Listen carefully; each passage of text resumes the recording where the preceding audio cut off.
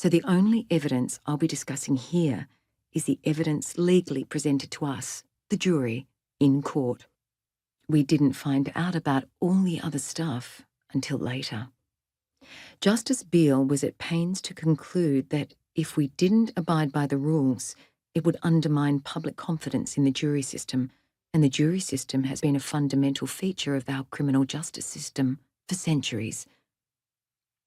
But most things can still gain from refinement, can't they? They can be refitted for purpose in a different age.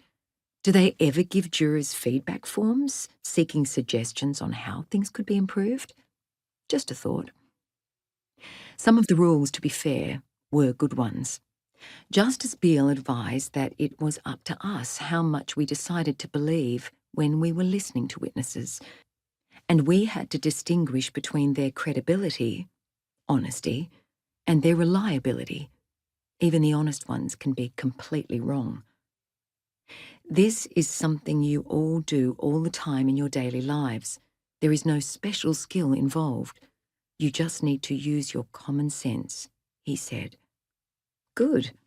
I've got loads of that. At least I think I do. We also had to keep an open mind about the accuracy of the witness testimonies until all the evidence had been presented. The open mind thing was becoming a theme, just in case we hadn't been listening the first time. Then came the burden and standard of proof. A critical part of our justice system is that people are presumed innocent unless and until they are proved guilty. Yep, heard that before. Miss Patterson does not have to prove anything, said Justice Beale.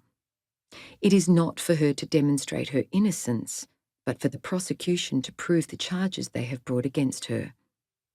You may only convict the accused of an offence if you are satisfied that her guilt is the only reasonable conclusion to be drawn from the whole of the evidence, both direct and indirect.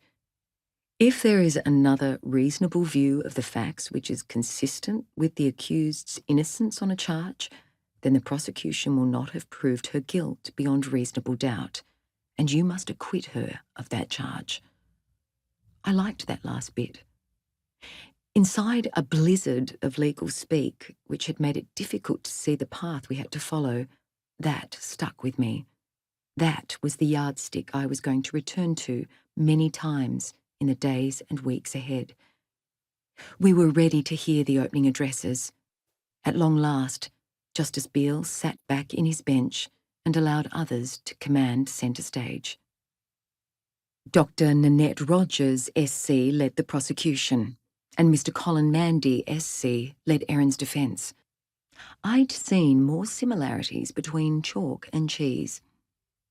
Nanette had clearly decided that hair straighteners were a vastly overrated invention and saw no point investing her time or money in such flippant grooming accessories.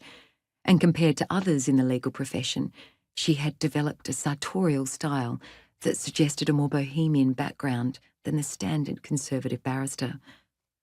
Flying the flag for the standard conservative barrister was the sharp, impish and rather handsome figure of Colin Mandy.